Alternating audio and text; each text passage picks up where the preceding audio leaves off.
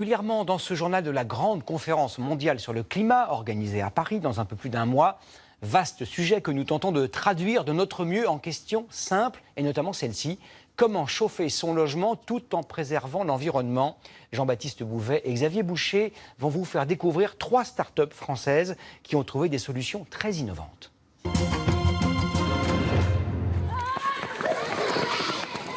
Cette vieille école, construite en 1870, produit désormais plus d'énergie qu'elle n'en consomme. Cette lumière vient donc de la chaudière à bois. C'est la chaudière à granules qui se trouve dans la cour, qui nous permettra aussi de nous chauffer quand le temps sera plus frais. De la chaleur et de l'électricité produite par la même machine. C'est ce qu'on appelle de la cogénération. Et celle-ci fonctionne au granulé de bois. Un combustible moins polluant que le fioul, mais aussi beaucoup moins cher. Voilà. On attend à peu près 30 à 40% d'économie sur les consommations de ce bâtiment. Je crois que ça représente à peu près 1 000 € par an. Réduire nos factures énergétiques en capturant par exemple la chaleur des eaux usées ou celle des centres de données informatiques, les data centers. C'est l'innovation la plus prometteuse de cette jeune entreprise francilienne qui récupère l'énergie de nos propres ordinateurs. Notre appétit numérique ne cesse de croître, alors pourquoi ne pas installer des radiateurs ordinateurs dans nos appartements? Quand je règle ce thermostat, en fait les ordinateurs vont se mettre à marcher plus ou moins fort et donc vont se mettre à chauffer.